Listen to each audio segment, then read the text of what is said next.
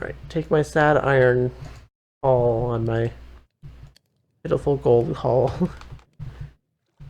Let me be. I'm but a sad poor man. Okay. And then it was like... No.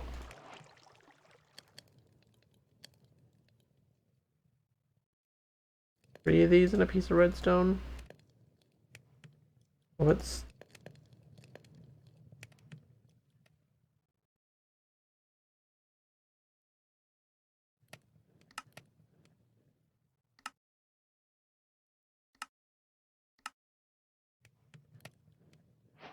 No, the dream thing, right?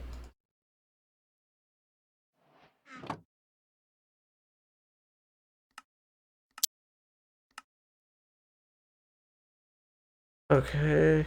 Oh. Using a piece of flint. Okay. Well, joke's on me then. I forgot flint.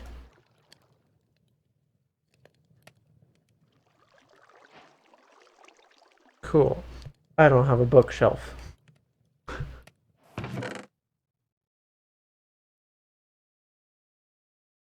What I do have is redstone. So...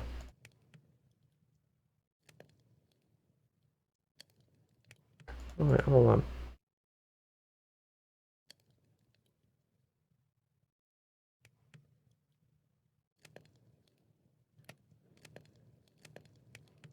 Yeah, piston. Um...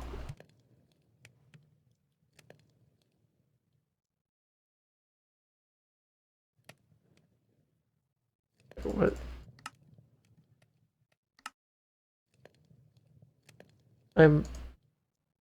Give me that. Okay.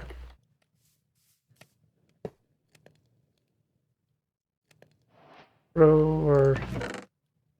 Pitiful excuse for a cat in here.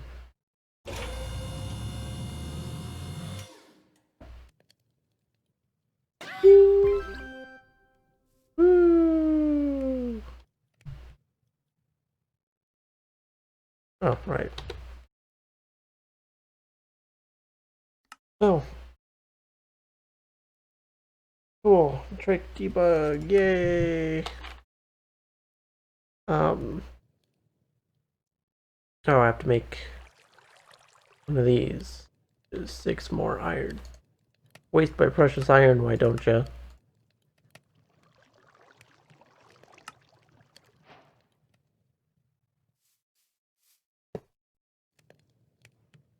This one's really cool. It's kind of like coding your own thing.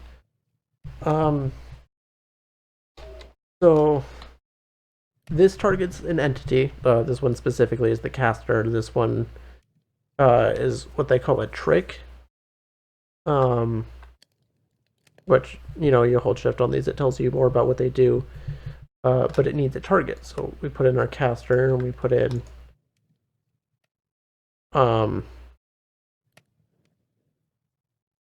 we have 2 tricks. We have debug and channel debug. For the tutorial, they just want us to use debug. So you select a target. So our target's to the left, so it selects the caster. You see, this means that it's successful. We could have it not print on a number, or if we wanted to, we could do this and have it. Well, I guess we can't do that.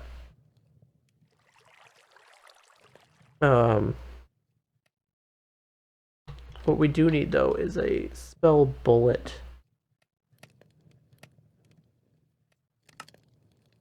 Are those?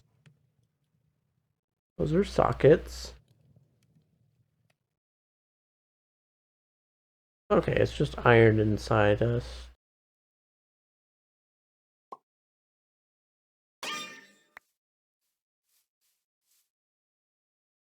So,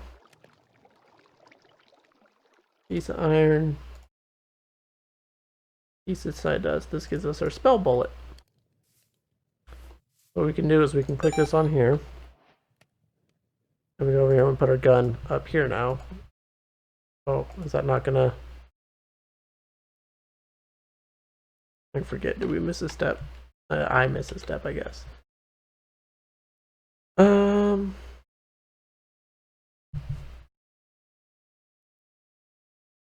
Yeah, so I need a better one.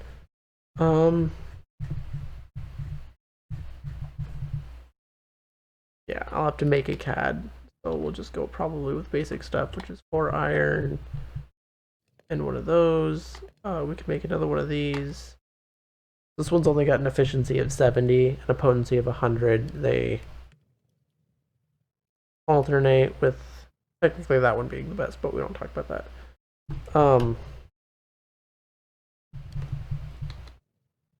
I could make a gold one. Its efficiency is a little less, but the potency is at 150%. Psi metal is just made by infusing gold with the infusion trick, which we don't get for a while.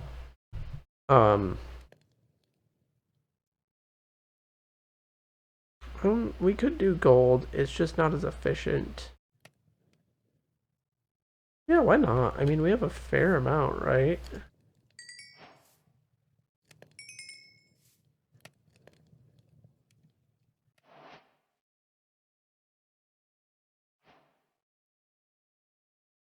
With a core, I need psi dust for.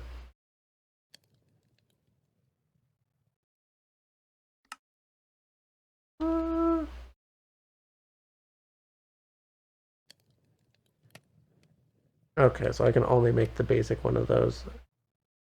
Yeah, all of these require materials I can't yet get my hands on. Okay, so I need 3 more pieces of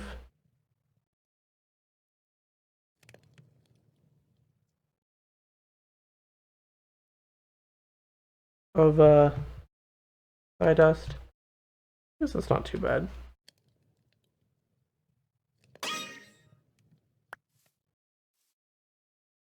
Go to sleep before I get snuck up on.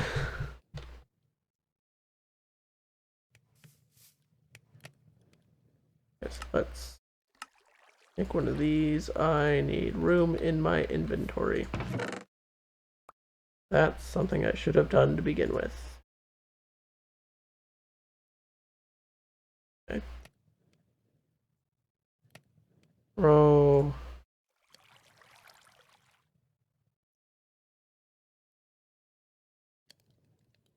I think that's everything I can. Oh, well, yeah, those two. I think that's everything I can safely take out of my inventory for a second without forgetting anything. Okay, we need one of those. We need one of these.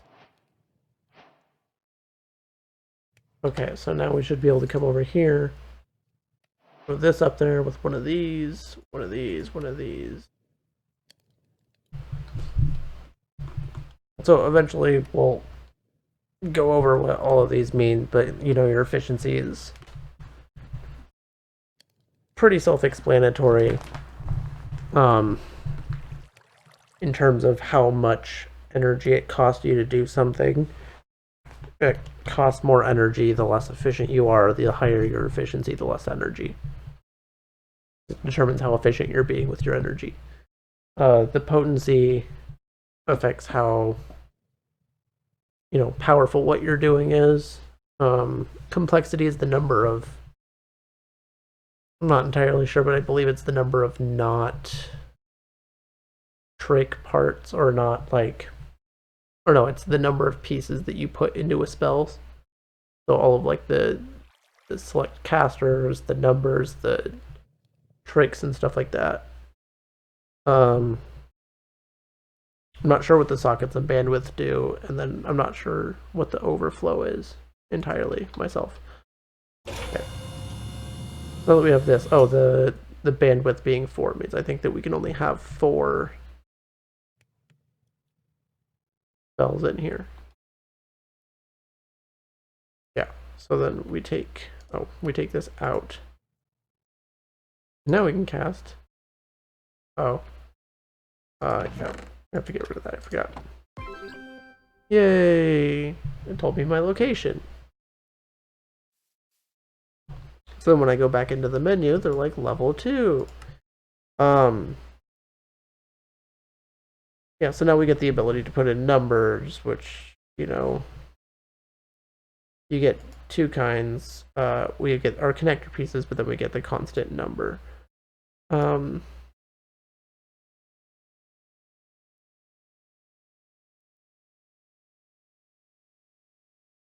Remember, to level up, you need to make a spell using the pieces highlighted in red. So that's always something to watch out for as we get further. I think once we hit level 5, I think, is when we run into the issue of, like, we get multiple choices on what we get to pick and whatnot, what tricks we want.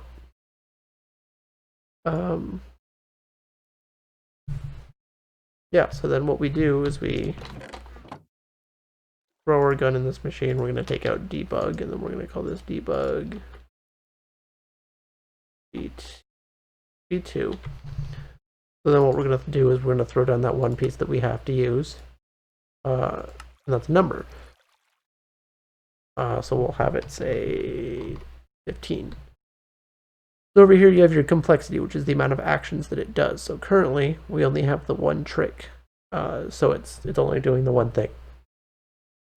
Our complexity is determined, like if I grab the gun. No, not like that. So it's, since the gun's in here, our gun has a max complexity of 10 because of the core. It has a potency of 150, which is how powerful the spell is. These doesn't do anything other than output a number, so it doesn't really have any power. This tells you how much it costs to use it currently, because it doesn't do anything to affect anything. It doesn't cost anything. This tells you how many tricks that you're allowed. Your projection is the number of tricks that you're allowed per spell. And then your bandwidth. Oh, right. So our bandwidth is 2 out of 5 because it fits within a 2x2 square. But if I were to delete that and put this over here, like so, it ups it to 3 out of 5 because it's taking up what the program considers a 3x3 square, because it works in squares. So everything either fits in a 1x1, a 2x2, or a 3x3. Which is nice. And then I can also like get things from, I can either export this to my clipboard if I made a spell that I wanted to share, or import other people's spells, which is really cool. So for now, we're going to take that. We're going to take our spell bullet debug, and we're going to overwrite it with debug v2. Toss our gun back up in there and throw that in. And now it kind of worked. Not really.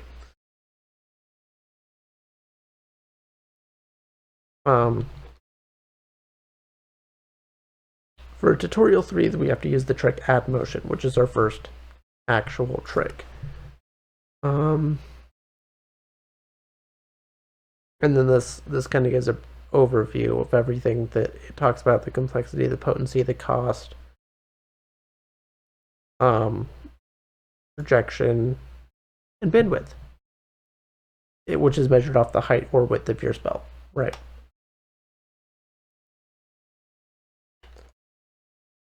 So for this, we're going to call this I'm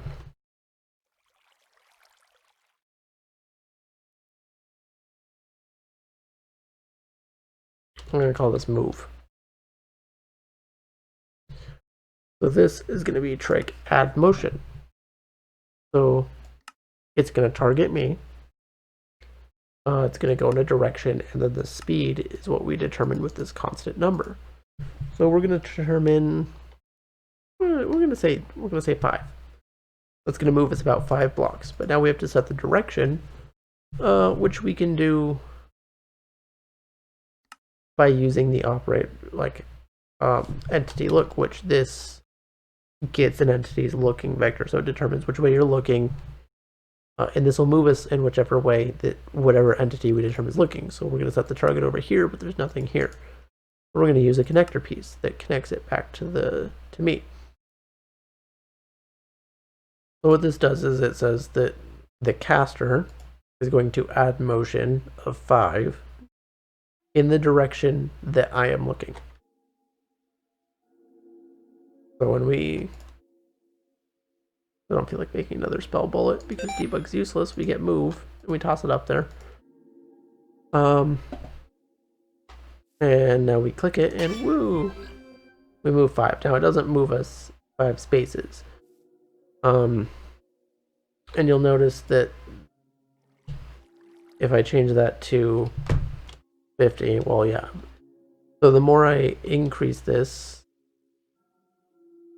like to 9, it costs way more than what it would normally cost. Just moving 1 cost 100 energy, or 153. For moving our 5 that we have it at currently, costs 2,500.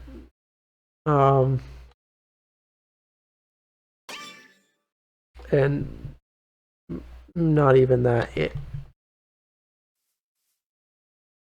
I'm pretty sure it actually cost this number out here due to our efficiency in casting. It cost a little bit more just because. But yeah, that's. Oh, I forgot I could do that. So now we learn my favorite trick, which is explosion. So we get a couple new operators: operator, entity position, and vector raycast, and error suppressor.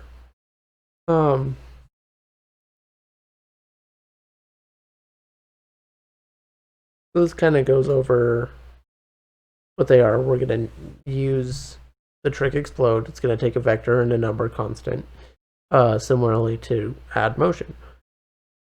This is the power of the trick.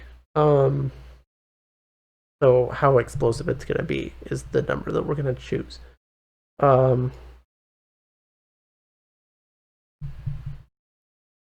Yeah, so as it explains here, if we used entity look, it would give us a vector that's so short that it would probably explode in our face. Which is why we want to use vector ray trace, which will, rather than doing the direction that we're looking, it takes whatever block we're looking at. However, they say it later that it has a range of only 50. Which means you can't explode things further than 50 blocks away, which is fine. Yeah, but the vector ray trace uses a position and array, which are both vectors themselves. Yeah, for the position you use the player's position, so you have to use the operator entity position. Yeah,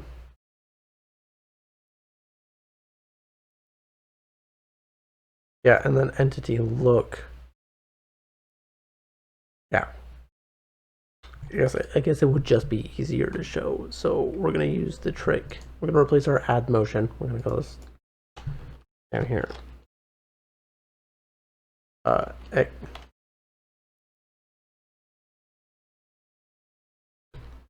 Explosion, because that's what we're doing. Okay. Well, its power is here, but its position is not going to be entity look.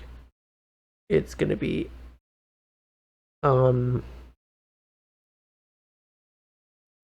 it's this, which uses both a position and array itself. The array that we're going to use here is entity look, and we're going to have that target me.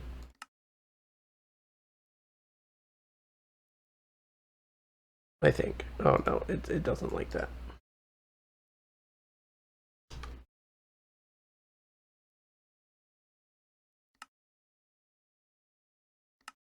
I don't know if I have to do this. Do I have those backwards? No.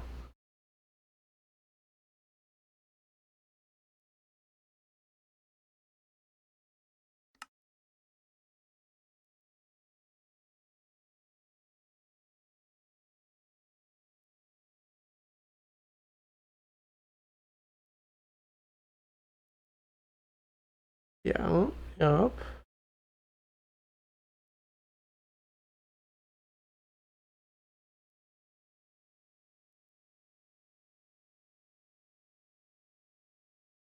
Did I do it backwards?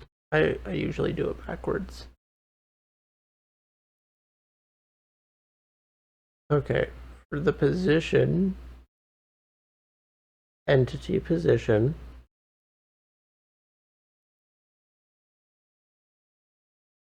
okay. I need to use that one, that's why. That's what I did. I forgot. But yeah, that's how that works. So it selects the caster to cast. Actually, it doesn't start there. So where it starts is it starts with the trick, which is it causes an explosion of 5, which isn't 5 blocks, but it's 5 power. Just a little bit weird. But then the position that it causes, it goes off of this, which is where an entity is looking. So the entity position, because it has to determine what position the entity is looking from. So it loops back to us. This just tells it what our position is, and then it gathers where we're looking from this, which says that this entity target, which comes back around to me, is looking in this direction. So from my position in the direction I'm looking, it causes an explosion. Oh, sleep.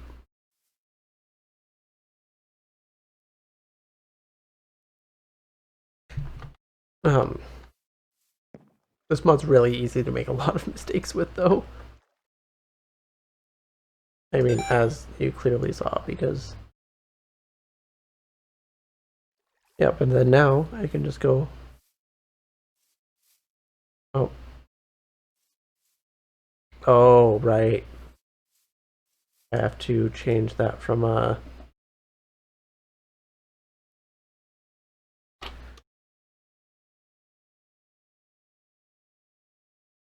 maybe we can up that to a 2. What? A 2. Okay. So our max potency, because of the gun that I have, is 150. So we can't cast anything more powerful than that. Which I forgot. Always check to make sure your spells are operational before you take them out in the world. But now look at, now we can do that with just a right click. And very little cooldown in between, because it's all based off of how much energy we have. And it's great for clearing things out, as you can tell.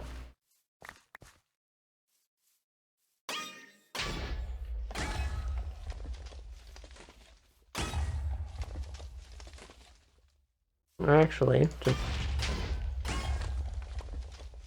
I can level that out later.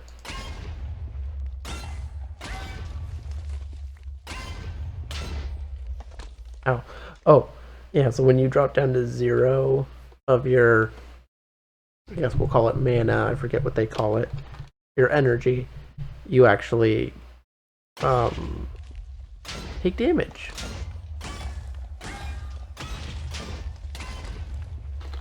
Yep. And it is super easy to run out when you are not paying attention. Oh, I lost all my food. No, my food. I didn't realize I lost all my food until just now. No! My single piece of steak. Are you all I have? As long as I maintain very still, this won't hurt too bad. What? Nothing.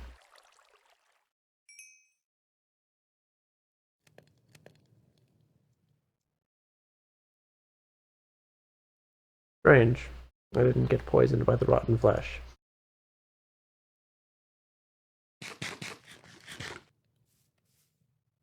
Regen a little bit of health that we lost. But yeah, no, it's fun. And then now we get to choose. So we can either deal with entities, which this allows us to do closest to point, which gives us the closest entity in a list to a certain point. So we would like say from where we're standing, select the closest entity that falls within one of these lists, like nearby items, nearby living things, nearby enemies, nearby animals, or nearby projectiles. Because each of those creates a list of nearby things. This one would select the closest one in one of said lists, and then we can either do entity motion, which tells us which direction it's traveling, have it select a random entity from the list,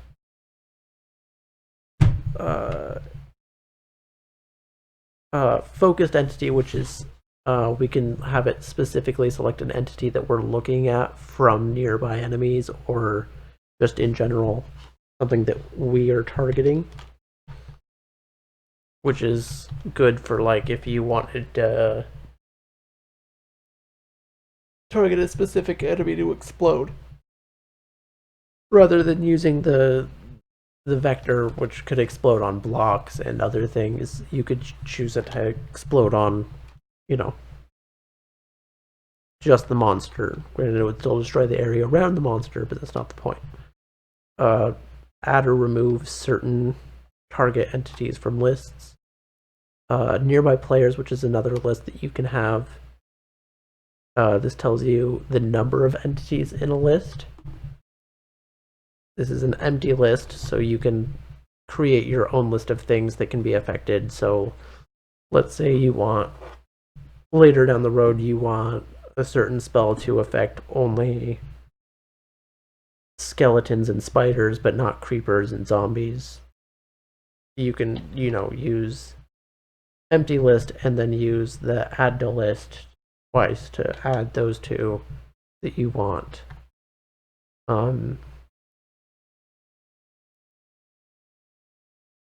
This is for if you have two lists that you want it to select from. This is for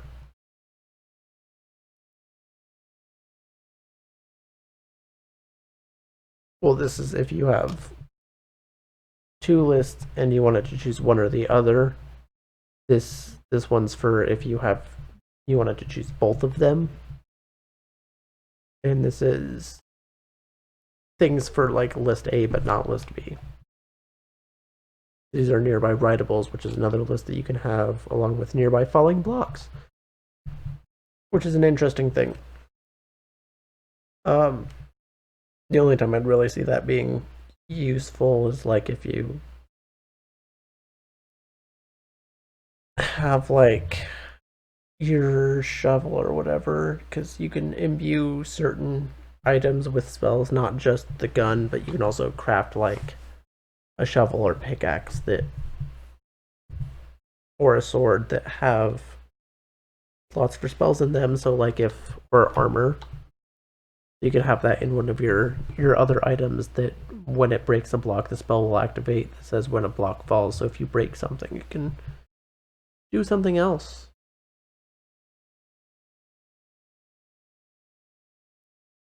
that selects glowing targets, but that one's pretty self-explanatory. Um, so you would need to reference an index for that one. It's a very specific one, but that would be good for like if you get a trick or something that nullifies potion effects, you could use that to apply it to nearby witches or players or whatever. Um, and then this selects all visible entities. So anything you can see, which is kind of cool for creating like a multiple explosion type thing, or like maybe like a multiple set enemies on fire, just that you can see. Numbers, which just you can make really complex spells using math, adding numbers A, B, C, doing math with them. So it's cool. And then you have the vectors, which get really complicated. This is actually just vector math. So absolute value of a vector uh, normalizes it so it changes its magnitude to 1. Negate tells you the magnitude of a vector, tells you the x coordinate, the y coordinate, and the z coordinates of vectors respectively. Multiplies vectors, divides vectors. I'm not sure what the difference between cross product and multiply is. I don't know if that's more of like a. It says it's a times b, which is what this one says. So I don't know if there's really a difference. I haven't messed around with that. You have subtraction here, and then you have addition, and then this constructs the vector from xyz. Like it says parameters. It's just numbers that you would put in for certain coordinates.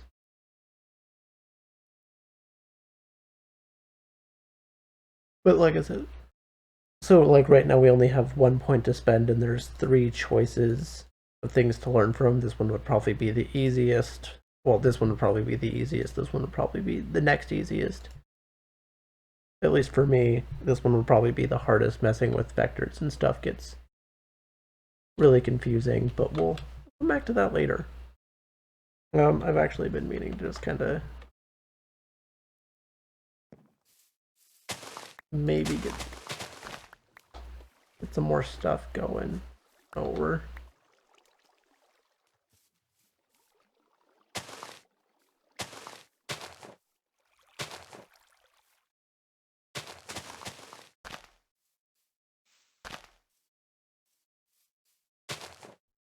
Okay. Oh, you grew on me. You know, they're really growing on me.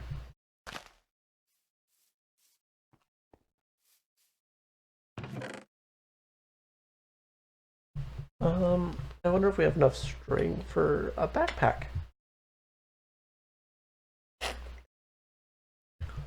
Hydration, man. Nope, that's not what I wanted. Hmm. Keep this a little organized. Leather. Let's see. As much as I would love a big backpack.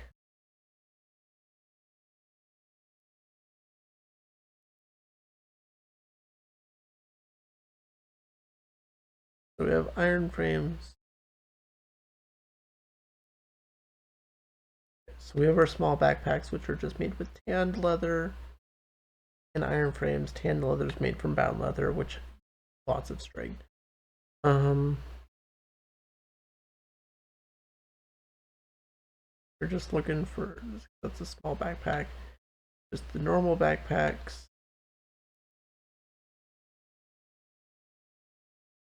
Are weird. I don't know. Weird uncraft. Um, and then you have the middle backpacks, and then the big backpacks. I don't know.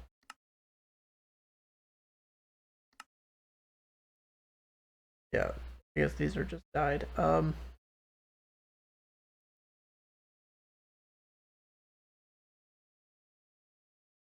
Honestly though, I think it's easier to go like the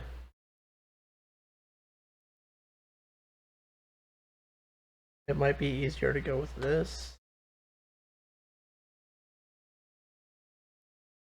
So leather is a tier 2.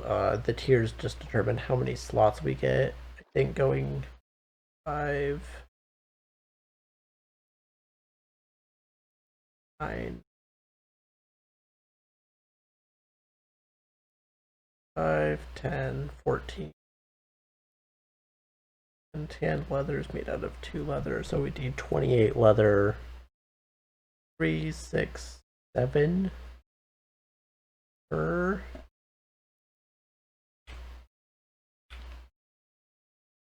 So 7 times 14 is too many. That's 98. So we need 98 string and 28 leather just for one of these. I think we can definitely do the iron frames though, which is a tier 3 also. We can at least do tier 3 iron frames for 8. We'll need 12 string for those. We have.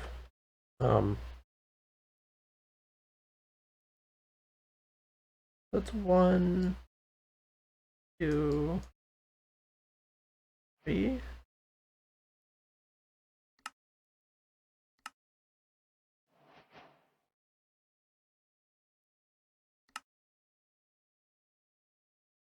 Okay, that's 1, 2. Now we're 1 piece of leather short.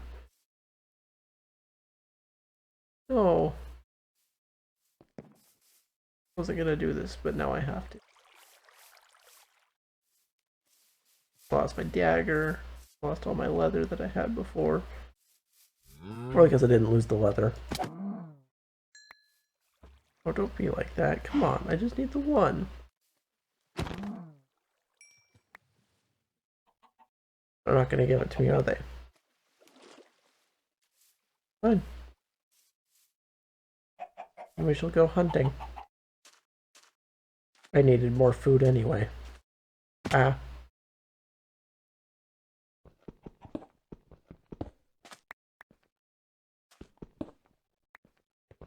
Don't break. Don't break. Don't break. Don't break. Well, at least I didn't lose that.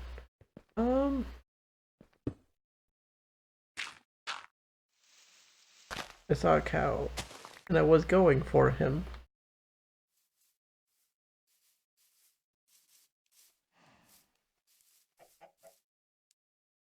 No. Yeah.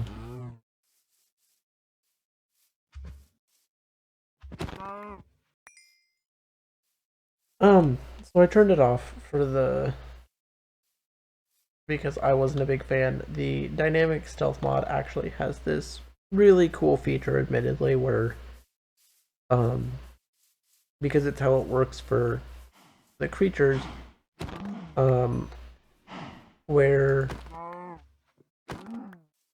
when something is too far or starts to go slightly off screen like this tree is right now, it actually fades out of your vision and you can no longer see it. So normally that's how it would be. And then when you kill something without it noticing you, so like I did with those cows, but not with the cows specifically, with creatures like zombies, skeletons, whatever, you get this potion effect called like soul sight or whatever. And it allows you to see the outline of creatures through walls, kind of like this. which this is also due to the dynamic stealth mod.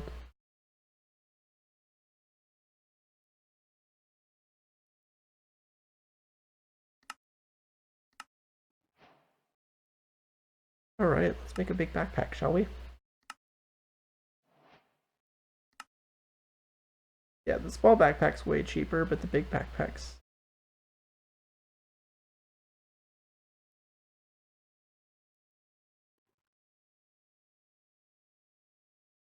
Oh, I'm going for the big backpack. Give me that big boy.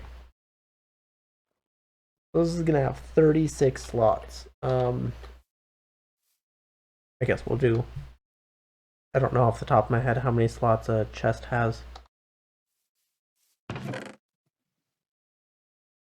3 by 2, 4, 6, 8, 9. A 3 by 9, which is 27. So it has more slots than a normal chest. I guess it's a 4 by 9. I think being able to make that last part would have made it a full double chest on its own. But honestly, this is more than enough for me. This is a 4 by 9, which is fantastic. Having access to this. It's really just going to be nice for long expeditions, and we have like 20 different crystals that, and then we find another one and have to pick it up, because trust me, that'll happen a lot.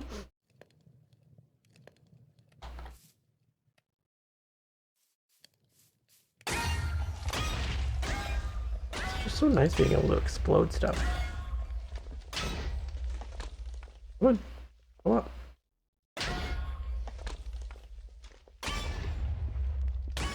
Okay, now that hurt. I'll admit it. Gotta throw this raw beef in there.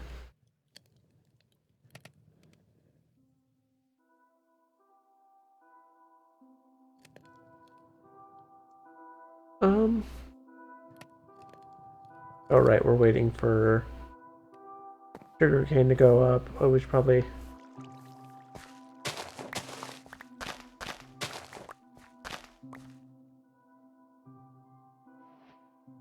We lose our hoe?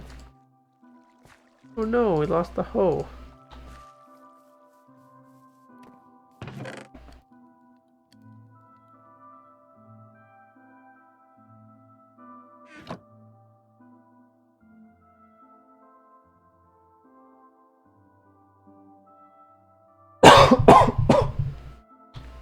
Ugh.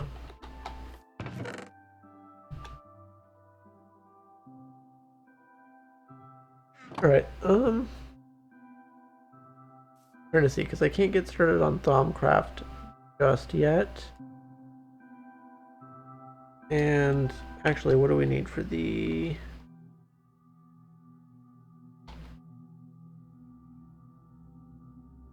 attack on mod? I don't know what this does, but I like it.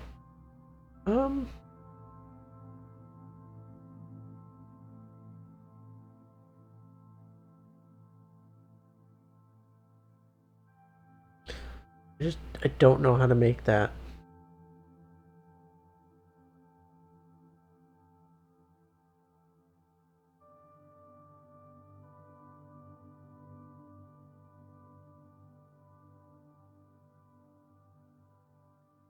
Yeah, okay, so this is made with turbine spools and scabbards. The scabbards are made from iron and iron bars, which are made from more iron.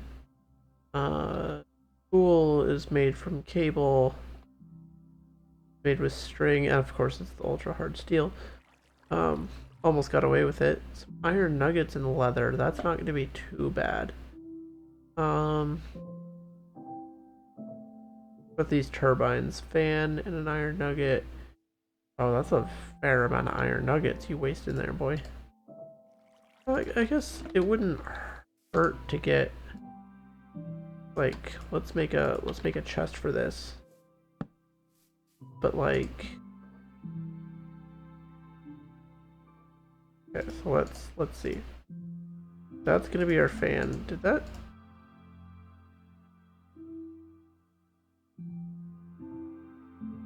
oh the trigger. Huh. Oh, interesting. Okay, so that's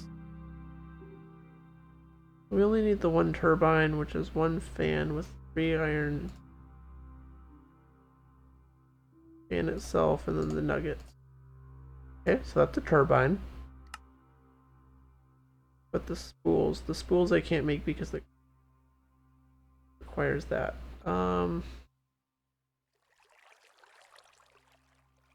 As well.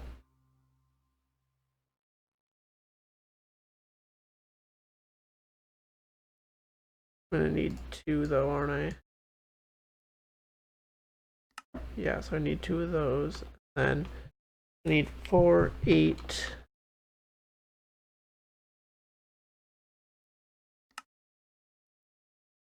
Okay, so I need 8 more iron, which I don't know if I have actually. I don't have 8 more iron. That's gonna suck. That means I have to go back. Um, you know, it's what it is.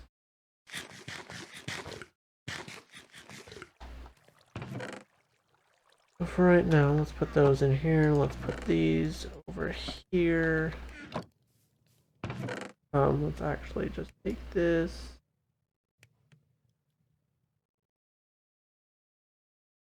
We're gonna take. I think we're just gonna go through and make a couple specific mod chests.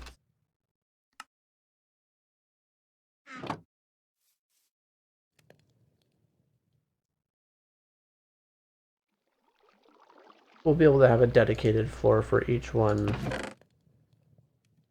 later. Is my goal. It'll be like, hey, look, here's Simon, and here's Thaumcraft. We're gonna keep the Psi stuff next to Psi, of course, because that's what makes sense.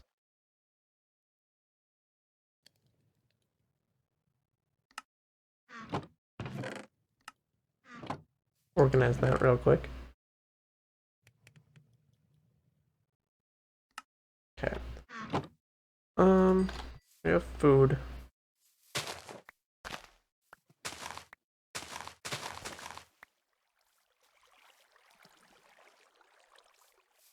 We're still too short for.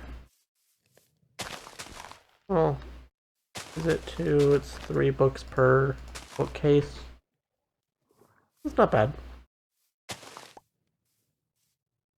I also, at the same time, I want to expand this. If we get the bookcase, then we get the Thaumcraft stuff going, which is important. I kind of like to just end the stream with getting preliminary stuff out of the way. Thaumcraft getting introduced.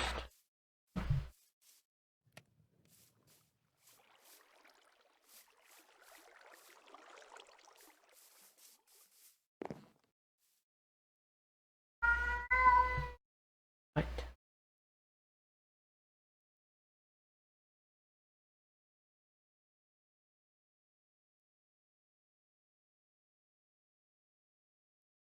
Yeah. See. Finally have our backpack, which so glad to have that. I'm gonna have to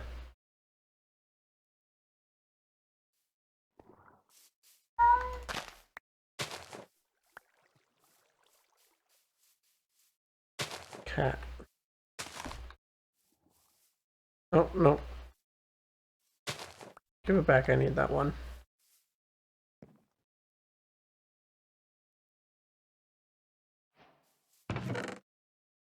No. No, not again. I'm just one leather short again. Who? Who did this to me? Was it you, Water Cow?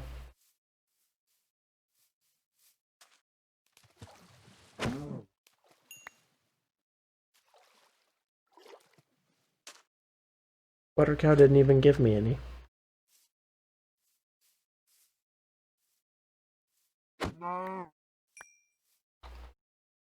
Thank you. Leather is going to be the hardest resource to come by at the end.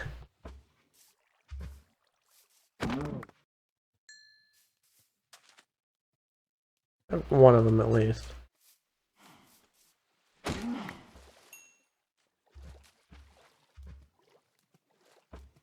Come on, cow.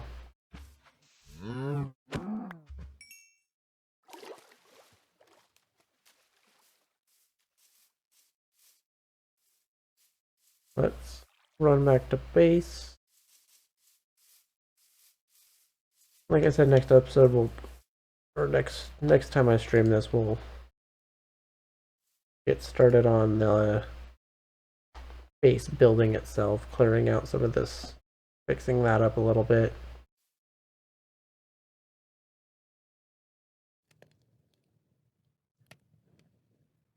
You know, that kind of thing.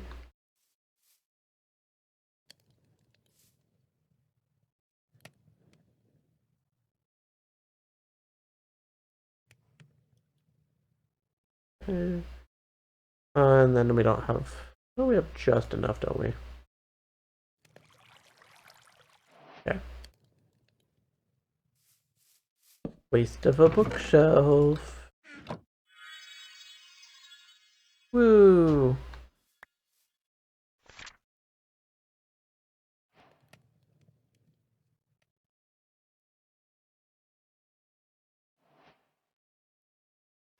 Yep. Dallas Mundus.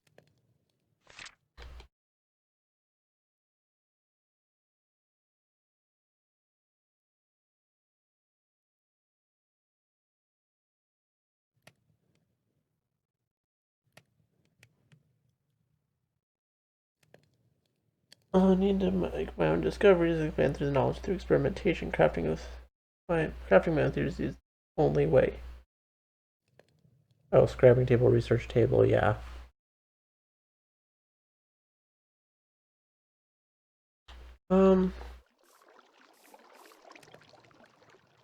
Yeah,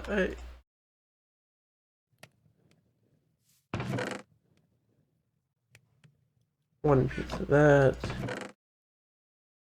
One. Let's not do you. Let's do you, and you. Oh no, we don't have flint. Oh, we do. We had one flint. Oh, and my bowls.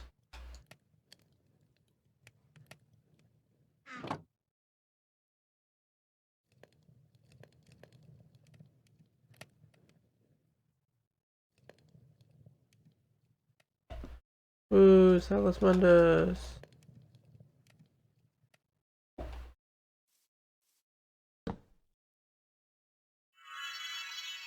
Woo! Magic.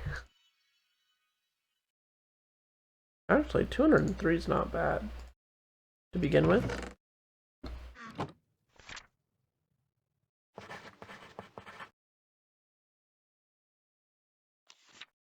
Four pieces of gold and a glass pane, and about one of each. Oh, but now I can, where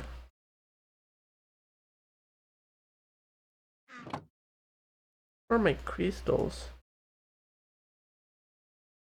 Am I...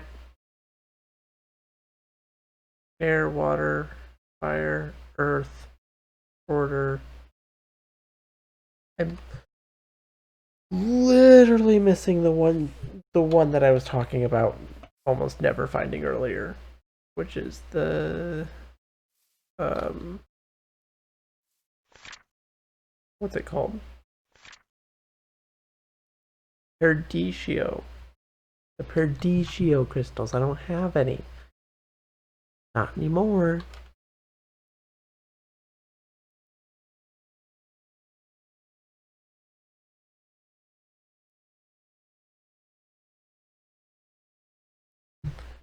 Alright, well, I mean, at least we have Thumbcraft going. Paper's never the issue, it's always low. Uh, hide. Leather, that's the word I was looking for.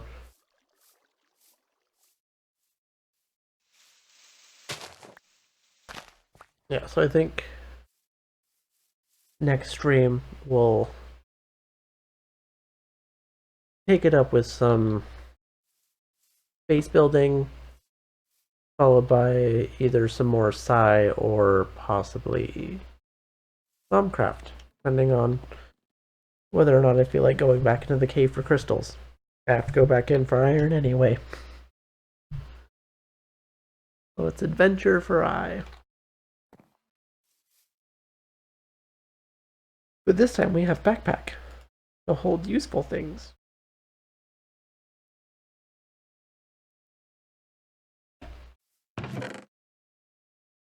So I'm curious, does